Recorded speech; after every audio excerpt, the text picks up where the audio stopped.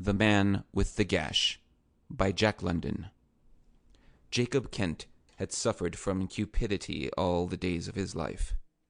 This, in turn, had engendered a chronic distrustfulness, and his mind and character had become so warped that he was a very disagreeable man to deal with.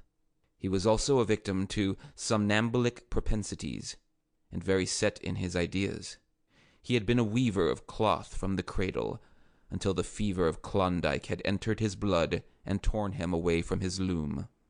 His cabin stood midway between 60-Mile Post and the Stewart River, and men who made it a custom to travel the trail to Dawson likened him to a robber baron, perched in his fortress and exacting toll from the caravans that used his ill-kept roads. Since a certain amount of history was required in the construction of this figure, the less cultured wayfarers from Stewart River were prone to describe him after a still more primordial fashion, in which command of strong adjectives was to be chiefly noted. This cabin was not his, by the way, having been built several years previously by a couple of miners who had got out a raft of logs at that point for a grubstake. They had been most hospitable lads, and, after they abandoned it, travelers who knew the route made it an object to arrive there at nightfall. It was very handy, saving them all the time and toil of pitching camp, and it was an unwritten rule that the last man left a neat pile of firewood for the next comer. Rarely a night passed, but from half a dozen to a score of men crowded into its shelter. Jacob Kent noted these things, exercised squatter sovereignty, and moved in. Thenceforth, the weary travelers were mulcted $1 per head for the privilege of sleeping on the floor, Jacob Kent weighing the dust and never failing to steal the downweight. Besides, he so contrived that his transient guests chopped his wood for him and carried his water. This was rank piracy, but his victims were an easy-going breed, and while they detested him, they yet permitted him to flourish in his sins. One afternoon in April he sat by his door, for all the world like a predatory spider, marveling at the heat of the returning sun, and keeping an eye on the trail for prospective flies. The Yukon lay at his feet, a sea of ice, disappearing around 2 great bends to the north and south, and stretching an honest 2 miles from bank to bank. Over its rough breast ran the sled trail, a slender sunken line, 18 inches wide and 2,000 miles in length, with more curses distributed to the linear foot than any other road in or out of all Christendom. Jacob Kent was feeling particularly good that afternoon. The record had been broken the previous night, and he had sold his hospitality to no less than 28 visitors. True, it had been quite uncomfortable, and 4 had snored beneath his bunk all night. But then it had added appreciable weight to the sack in which he kept his gold dust. That sack, with its glittering yellow treasure, was at once the chief delight and the chief bane of his existence. Heaven and hell lay within its slender mouth. In the nature of things, there being no privacy to his one-roomed dwelling, he was tortured by a constant fear of theft.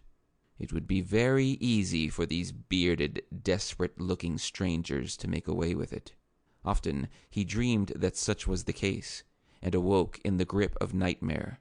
A select number of these robbers haunted him through his dreams, and he came to know them quite well, especially the bronzed leader with the gash on his right cheek.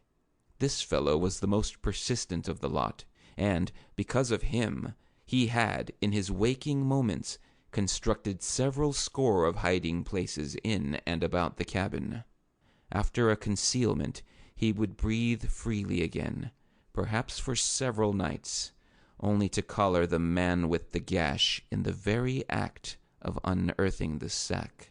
Then, on awakening in the midst of the usual struggle, he would at once get up and transfer the bag to a new and more ingenious crypt. It was not that he was the direct victim of these phantasms, but he believed in omens and thought transference, and he deemed these dream robbers to be the astral projection of real personages who happened at those particular moments, no matter where they were in the flesh, to be harboring designs in the spirit upon his wealth.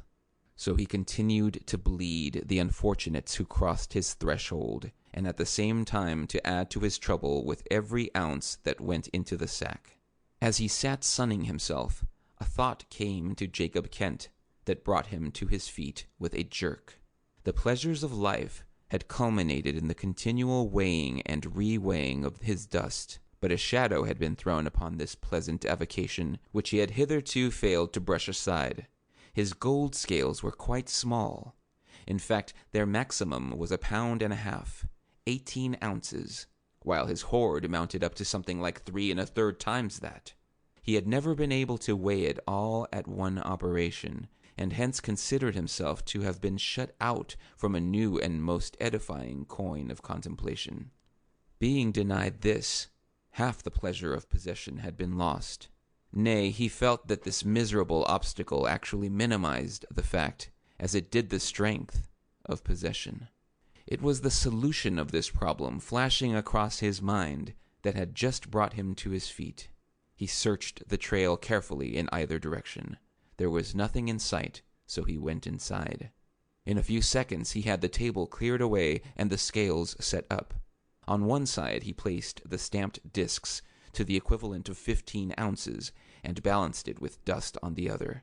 Replacing the weights with dust, he then had 30 ounces precisely balanced. These, in turn, he placed together on one side and again balanced with more dust.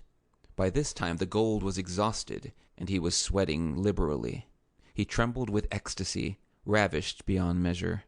Nevertheless, he dusted the sack thoroughly, to the last least grain, till the balance was overcome, and one side of the scales sank to the table. Equilibrium, however, was restored by the addition of a pennyweight and 5 grains to the opposite side. He stood, head thrown back, transfixed. The sack was empty, but the potentiality of the scales had become immeasurable. Upon them he could weigh any amount, from the tiniest grain to pounds upon pounds. Mammon laid hot fingers on his heart. The sun swung on its westering way till it flashed through the open doorway, full upon the yellow-burdened scales. The precious heaps, like the golden breasts of a bronze Cleopatra, flung back the light in a mellow glow. Time and space were not. God blimey, but you have the making of several quid there, haven't you? Jacob Kent wheeled about, at the same time reaching for his double-barreled shotgun, which stood handy. But when his eyes lit on the intruder's face, he staggered back dizzily. It was the face of the man with the gash. The man looked at him curiously. "Oh, that's all right," he said, waving his hand deprecatingly. "You needn't think as I'll arm you or your blasted dust. You're a rum 'un, you are," he added reflectively, as he watched the sweat pouring from off Kent's face and the quavering of his knees. "Why don't you pipe up and say something?" he went on, as the other struggled for breath. "What's gone wrong o' your gaff? Anythink the matter?" Where'd you get it?" Kent at last managed to articulate, raising a shaking forefinger to the ghastly scar which seamed the other's cheek. "Shipmate stove me down with a marlin spike from the main royal. And now, as you have your figurehead in trim, what I want to know is, what's it to you? That's what I want to know. What's it to you, God blimey? Do it hurt you? Ain't it smug enough for the likes of you? That's what I want to know." No, Kent answered, sinking upon a stool with a sickly grin. "I was just wondering." "Did you ever see the like?" the other went on truculently. "No." "Ain't it a beaut?" "Yes." Kent nodded his head approvingly, intent on humoring this strange visitor, but wholly unprepared for the outburst which was to follow his effort to be agreeable. "You blasted bloomin' burgoo-eatin' son of a sea swab! What do you mean a saying the most unsightly thing God Almighty ever put on the face of man is a beaut? What do you mean, you—" And thereat this fiery son of a sea broke off into a string of oriental profanity mingling gods and devils, lineages and men, metaphors and monsters, with so savage a virility that Jacob Kent was paralyzed. He shrank back, his arms lifted as though to ward off physical violence. So utterly unnerved was he that the other paused in the mid-swing of a gorgeous peroration and burst into thunderous laughter. "The sun's knocked the bottom out of the trail," said the man with the gash, between departing paroxysms of mirth. "And I only hope as you'll appreciate the opportunity of consorting with a man of my mug. Get steam up in that firebox of yourn. I'm going to unrig the dogs and grub 'em. And don't be shy of the wood, my lad. There's plenty more where that come from, and it's you've got the time to sling an axe. And tote up a bucket of water while you're about it. Lively, or I'll run you down, so help me." Such a thing was unheard of. Jacob Kent was making the fire, chopping wood, packing water, doing menial tasks for a guest. When Jim Carnegie left Dawson, it was with his head filled with the iniquities of this roadside Shylock, and all along the trail his numerous victims had added to the sum of his crimes. Now Jim Carnegie, with the sailor's love for a sailor's joke, had determined, when he pulled into the cabin, to bring its inmate down a peg or so. That he had succeeded beyond expectation he could not help but remark, though he was in the dark as to the part the gash on his cheek had played in it. But while he could not understand, he saw the terror it created, and resolved to exploit it as remorselessly as would any modern trader a choice bit of merchandise. "Strike me blind, but you're a hustler," he said admiringly, his head cocked to one side as his host bustled about. "You never ought to have gone Klondiking. It's the keeper of a pub you was laid out for, and it's often as I have heard the lads up and down the river speak o' you, but I hadn't no idea you was so jolly nice." Jacob Kent experienced a tremendous yearning to try his shotgun on him, but the fascination of the gash was too potent. This was the real man with the gash, the man who had so often robbed him in the spirit. This, then, was the embodied entity of the being whose astral form had been projected into his dreams, the man who had so frequently harbored designs against his horde. Hence, there could be no other conclusion. This man with the gash had now come into the flesh to dispossess him. And that gash! He could no more keep his eyes from it than stop the beating of his heart. Try as he would, they wandered back to that one point as inevitably as the needle to the pole. "Do it hurt you?" Jim Carnegie thundered suddenly, looking up from the spreading of his blankets and encountering the rapt gaze of the other. "It strikes me as how it'd be the proper thing for you to draw your jib, douse the glim, and turn in, seeing as how it were it's you. Just lay to that, you swab, or so help me, I'll take a pull on your peak purchases." Kent was so nervous that it took 3 puffs to blow out the slush lamp, and he crawled into his blankets without even removing his moccasins. The sailor was soon snoring lustily from his hard bed on the floor, but Kent lay staring up into the blackness, one hand on the shotgun, resolved not to close his eyes the whole night. He had not had an opportunity to secrete his 5 pounds of gold, and it lay in the ammunition box at the head of his bunk. But, try as he would, he at last dozed off with the weight of his dust heavy on his soul. Had he not inadvertently fallen asleep with his mind in such condition, the somnambulic demon would not have been invoked, nor would Jim Carnegie have gone mining next day with a dishpan. The fire fought a losing battle, and at last died away, while the frost penetrated the mossy chinks between the logs and chilled the inner atmosphere. The dogs outside ceased their howling, and, curled up in the snow, dreamed of salmon-stocked heavens where dog-drivers and kindred taskmasters were not. Within, a sailor lay like a log, while his host tossed restlessly about, the victim of strange fantasies. As midnight drew near, he suddenly threw off the blankets and got up. It was remarkable that he could do what he then did without ever striking a light. Perhaps it was because of the darkness that he kept his eyes shut, and perhaps it was for fear he would see the terrible gash on the cheek of his visitor. But, be this as it may, It is a fact that, unseeing, he opened his ammunition box, put a heavy charge into the muzzle of the shotgun without spilling a particle, rammed it down with double wads, and then put everything away and got back into bed. Just as daylight laid its steel-gray fingers on the parchment window, Jacob Kent awoke. Turning on his elbow, he raised the lid and peered into the ammunition box. Whatever he saw, or whatever he did not see, exercised a very peculiar effect upon him, considering his neurotic temperament. He glanced at the sleeping man on the floor, let the lid down gently, and rolled over on his back. It was an unwonted calm that rested on his face. Not a muscle quivered. There was not the least sign of excitement or perturbation. He lay there a long while, thinking, and when he got up and began to move about, it was in a cool, collected manner, without noise and without hurry. It happened that a heavy wooden peg had been driven into the ridgepole just above Jim Cardegie's head. Jacob Kent, working softly, ran a piece of half-inch manila over it, bringing both ends to the ground. One end he tied about his waist, and in the other he rove a running noose. Then he cocked his shotgun and laid it within reach by the side of numerous moose-hide thongs. By an effort of will he bore the sight of the scar, slipped the noose over the sleeper's head, and drew it taut by throwing back on his weight, at the same time seizing the gun and bringing it to bear.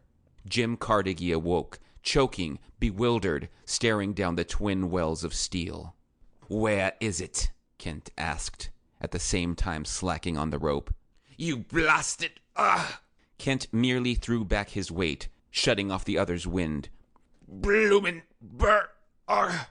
Where is it?" Kent repeated. What?" Carnegie asked, as soon as he had caught his breath. "The gold dust." "What gold dust?" the perplexed sailor demanded. "You know well enough. Mine. Ain't seen nothing of it. What do you take me for, a safe deposit? What have I got to do with it anyhow?" "Maybe you know, and maybe you don't.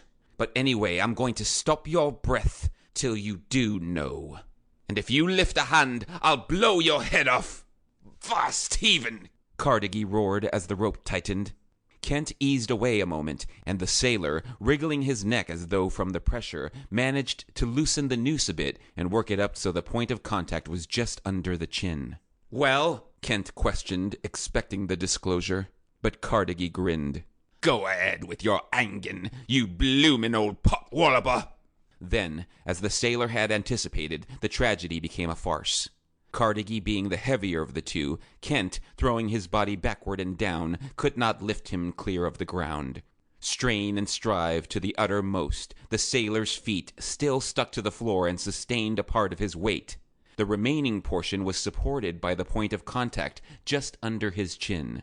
Failing to swing him clear, Kent clung on, resolved to slowly throttle him or force him to tell what he had done with the hoard. But the man with the gash would not throttle.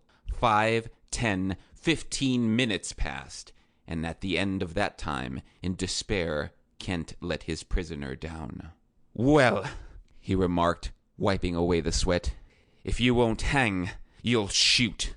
Some men wasn't born to be hanged anyway."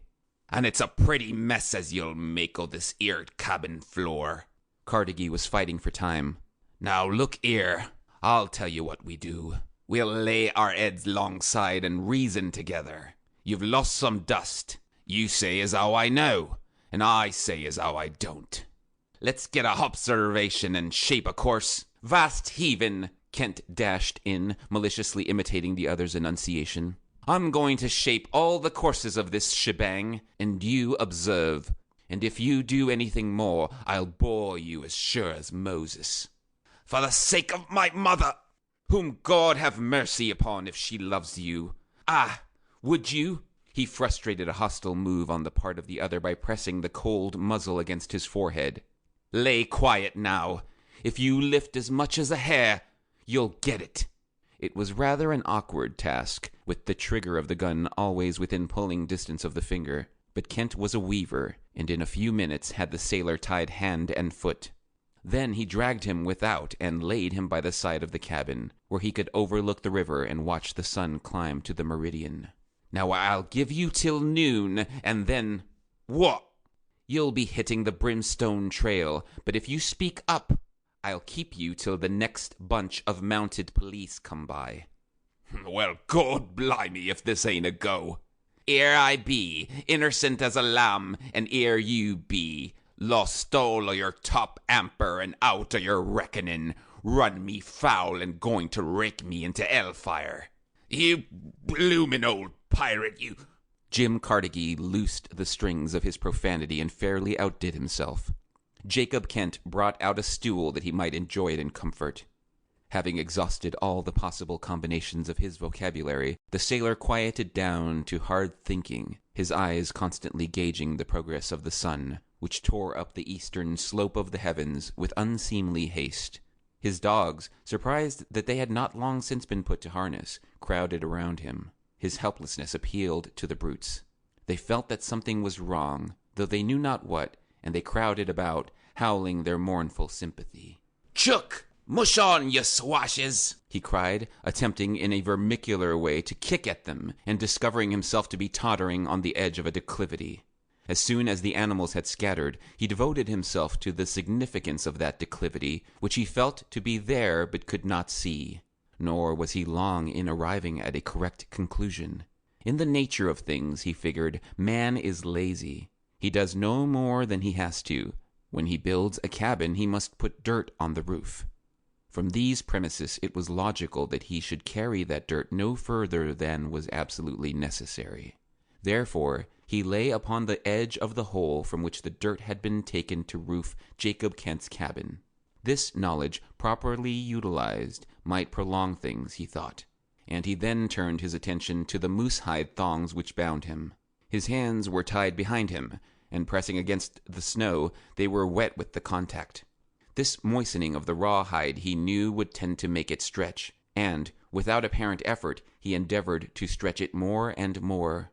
He watched the trail hungrily, and when in the direction of 60 Mile a dark speck appeared for a moment against the white background of an ice jam, he cast an anxious eye at the sun.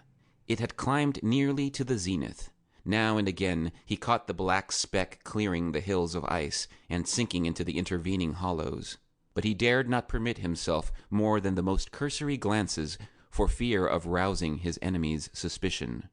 Once, when Jacob Kent rose to his feet and searched the trail with care, Carnegie was frightened, but the dog sled had struck a piece of trail running parallel with a jam and remained out of sight till the danger was past.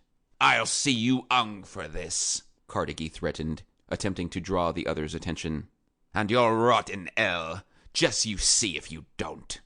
I say," he cried after another pause, "do ye believe in ghosts?" Kent's sudden start made him sure of his ground, and he went on. "Now a ghost has the right to haunt a man what don't do what he says. And you can't shuffle me off till 8 bells. What I mean is 12 o'clock. Can you?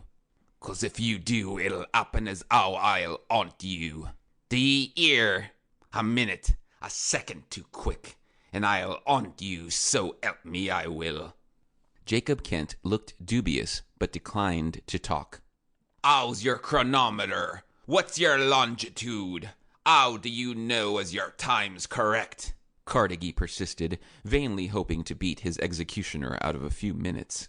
"Is it barracks time you have, or is it the company time? 'Cause if you do it before the stroke of the bell, I'll not rest. I give you fair warning. I'll come back, and if you haven't the time, how will you know?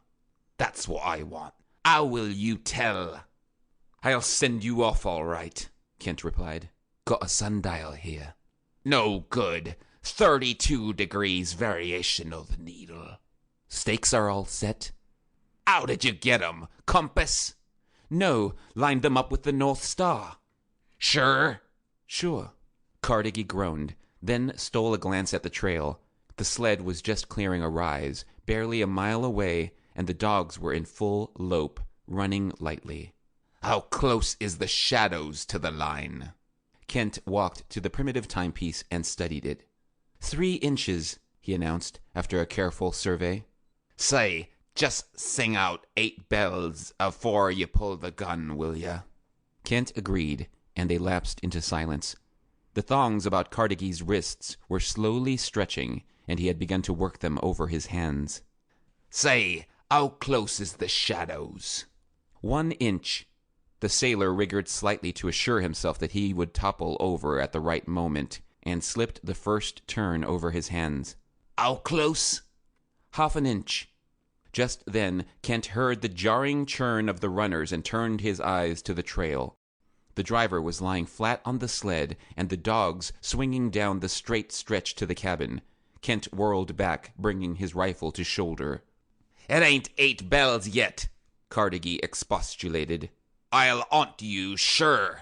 Jacob Kent faltered. He was standing by the sundial, perhaps 10 paces from his victim. The man on the sled must have seen that something unusual was taking place, for he had risen to his knees, his whip singing viciously among the dogs. The shadows swept into line. Kent looked along the sights. Make ready, he commanded solemnly. 8 But just a fraction of a second too soon, Cartegie rolled backward into the hole. Kent held his fire and ran to the edge. Bang! The gun exploded full in the sailor's face as he rose to his feet.